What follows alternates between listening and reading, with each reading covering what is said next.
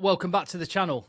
This one is going to be fun because that training ground that Joe Worsley is currently sat in Perpignan, everyone will have a spring in their step this morning after a win against the champions, Stade Toulouse. Yeah. Joe, before we even talk about anything else, just bottle that moment. I know we're going to get into it in a bit more depth later in the video, but just bottle it. You'll see the video in a minute, yeah, but when that try goes over and then you're ahead with minutes left to play, yeah, special moment, especially after going 11 points down. Yeah, things are really looking up against the wall, but then to come back from that, special moment. It's why I do this damn job that winds me up, frustrates me, stresses me, loses my hair, makes me go white hair. That's why I do it, for moments like that. It's good fun, really good fun. Well, congratulations, mate. And it was a very eventful week in the top 14, which we're going to get into. By the way, just to remind you, Pro D2 Rugby returns this Thursday night as I record this. 10 to 8 will be on air for an 8 p.m. kickoff UK and Ireland time. And we got Sam Davis, hopefully, fingers crossed, on FR UK for the first time this season. Yeah, he should be back.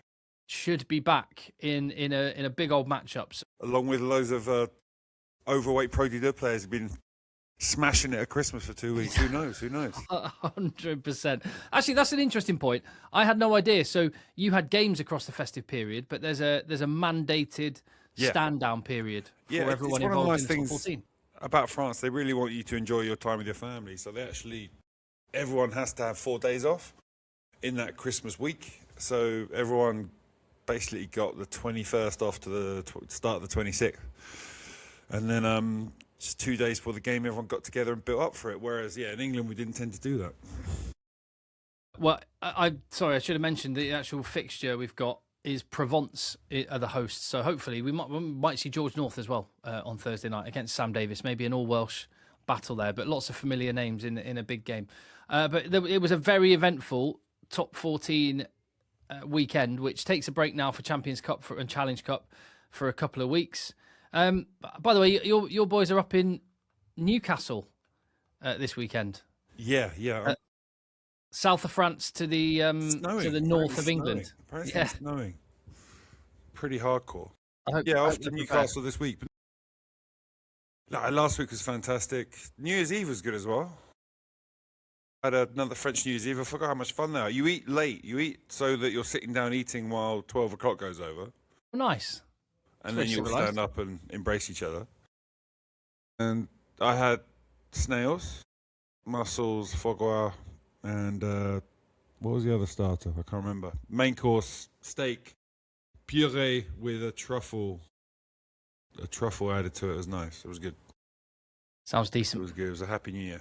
Dessert. I'm going to ask about dessert. I had a tiramisu. I'm not sure that's traditional French cuisine, but hey. Take it. Lovely stuff. Right, where do you want to begin with this one? Because just to have a look at some of the headlines. Yeah. La Rochelle handed it to Toulon. Montpellier handed it to Bayonne. Montauban lost again, the only team at home to lose. But there were 1, 2, 3 matches out of these 7 where more than 60 points were scored. I'm going to start with the most crazy one. It was Bordeaux. They're actually, Racing were in it. So we start to have a look. Racing were actually were in the match at that point. About 60 minutes in, it was still a game. And then I think Bordeaux went and scored 47 points unopposed. I picked one lovely try, just typical Bordeaux try out of it. Offloading, playing quickly, Racing not paying enough attention, and Bielberry just gassing it at the end. But yeah, 47 points in like 25 minutes or something at the end of the game. An insane match because Racing were in it after half-time. Other good games. Cast actually did turn up at Stade. They did create a few opportunities. Just for some reason, they just couldn't finish. This one was a lovely try, so I showed it. Actually got dragged back for a high tackle. OT2 was on fire on that day. So they scored a number of tries. None of them got accorded. None of them got given. And Stade Francais again, they can just wilt you down, maul, scrum, some nice attack as well when they're in the 22. So they're just, at the moment, 3rd, 4th in that kind of joint position at the top. And they're looking like they're strong contenders for the playoffs. And again, they just got that lovely little bonus point moment at the end of the game. Allez getting over the line. But again, even after that, there was another Boaty 2 moment I had to show. I was on fire in this game. Lovely outward break. But Stade Francais took home the points. And another interesting game, probably one of the more competitive games of the weekend, was Pau v Lyon. And Lyon went out hard, got one score up. Pau stayed in it, fought back. Arfoy is becoming some player. They're going to struggle to keep hold of all the young talent they've got. And again, Pau kept coming back. Near the end, they got within one score, got within a couple of points. Just getting over the line, but Lyon just held on, dodging a penalty to win it. Another not crazy game. Montpellier have been getting better and better. They're really hard to play against. Very pragmatic, not many turnovers. Very good pack, very powerful. And they're quite good at scoring the 22 tries like the one you just saw. Great kick through. And their maul's deadly. And that got over the line. And yeah, they put Bayonne to the sword in the second half. Again, a bit of a late charge, but getting loads of points. And this last game, there was no one at home at Toulon. They sent bin juice, the ultimate bin juice. Botitu rolling back the years again. Setting up a lovely try. Then our match, Tim. Here we go again. Yeah, this is pretty normal now, I think. As you're walking into the stadium, just a sea of people. Smoke, fireworks, flags, singing. It's epic. Gets the hairs on the back of your neck up. Some big hits from us, and those collisions really won the day. Some really good collisions, suffocating defence, got some good turnovers. And from some of those turnovers, like this interception that you're about to see, we got try time. So great interception. And then Toulouse loaded the front line, didn't cover the backfield. And Max, our little winger, snuck in there for our first try. Put 11 points up. First 20 minutes banging. And then Toulouse started laying down their strength. They got a good pack. I know they rested a few people, but still players like Miefu. On the pitch, their maul was still fantastic. Caused us a lot of problems, a lot of penalties, which gave them opportunities to score near our line.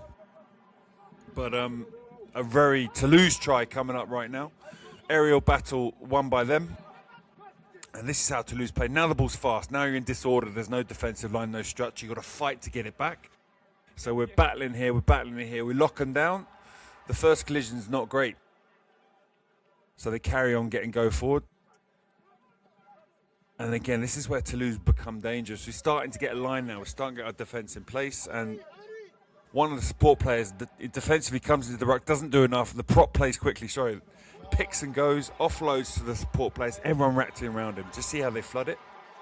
Any hole, any of their players, even a front row, can just pick and go. And then they just support him. Just a very Toulouse try. But again, like I said, we're like 8 points, 11 points behind towards the end. And then this try got us back in it. Great timing of the run. And this try certainly got us back in the mix as well. Winning a penalty, kicking into their 22. Good line out. Some powerful carrying from Yato. Quick pick, boom, over the line. And then at the death, one of the best mauls we've done all year. The crowd going wild in anticipation. Well executed line out. Great setup. And there was no stopping us here, I don't think. Beautiful moment. Epic moments. Really cool, Tim. Really good to be part of. And I got a little few clips about afterwards because as in any sport, when you win well, it's good after. French tradition, I did forget about when you asked me before. Photo in the changing room. Couple of beers, a little bit of dancing. Yeah, good times, good fun. And really, I left hours later and the party was still going on outside. This is like 6 hours after the game had finished. So people in Perpignan love their rugby. That's for sure. And they've had to wait and be patient for moments like that. So yeah, all the more special when they arrive, and all the more reason to enjoy it. Definitely. That leaves Perpignan with, actually, before I get to like what it means and what's next, just a word on those fans, because I mean the top 14, we talk about the passion of the fans, and it's the identity that these towns have built around the rugby club in so many cases. What's special about Perpignan?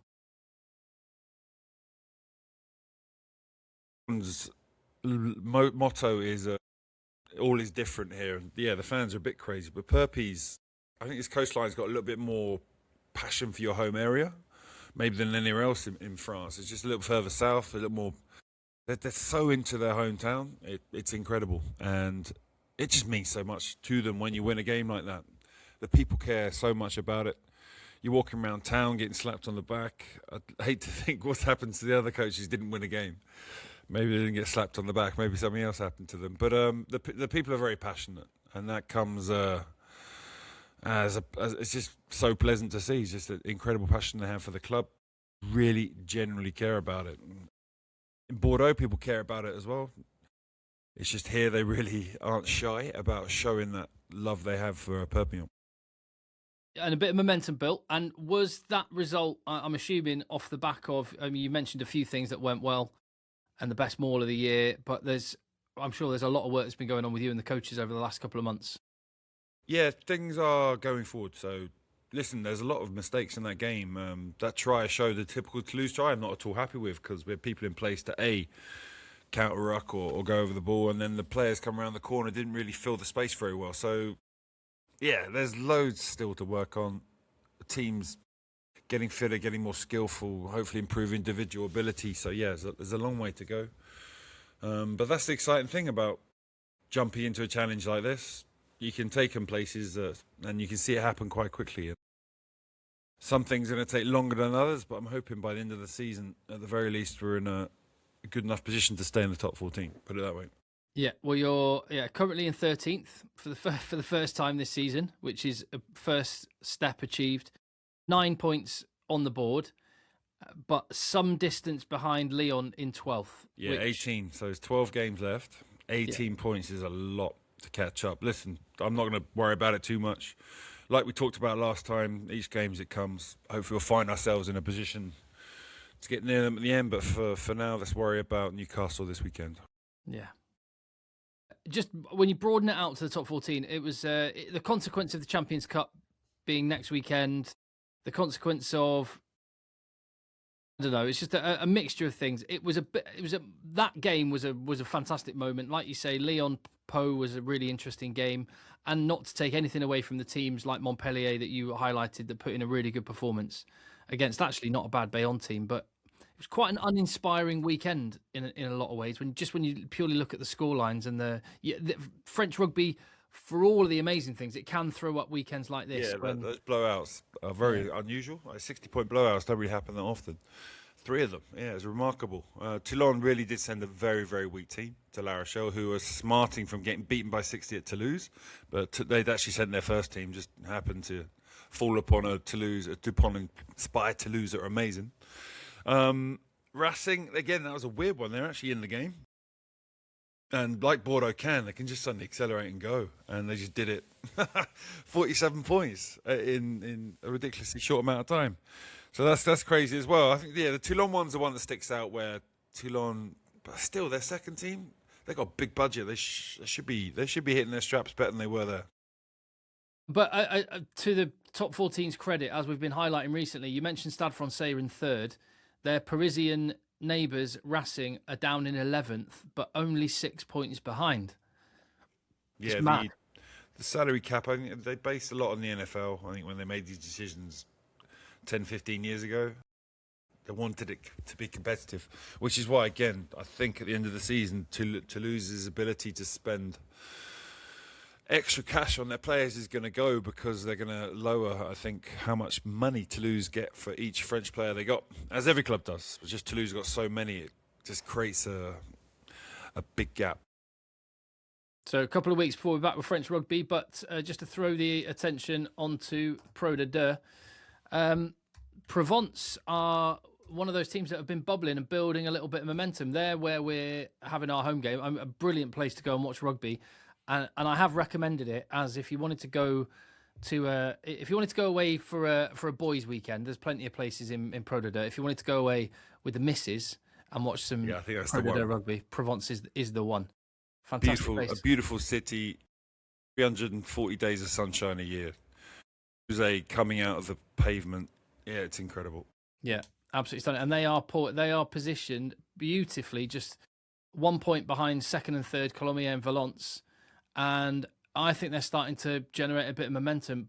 And Grenoble, well, they need to start getting some of that momentum. So really interesting game we've got in store on Thursday night. Yeah, especially if Sam Davis is playing. That will be interesting if Grenoble can get back to the attacking heights they had before, because that's been a bit desperate this season. And Brive also, along with Grenoble, in that mid-table mediocrity at the minute, have got to make a little bit of a break. A long way to go. Subscribe to the channel. Keep an eye out for the team news when it arrives on Wednesday. Sam Davis, George North, will either of them be involved? Who will be? We'll be there Thursday night, 10 to 8 for an 8 p.m. kickoff. And we'll catch you on the next video. Nice one.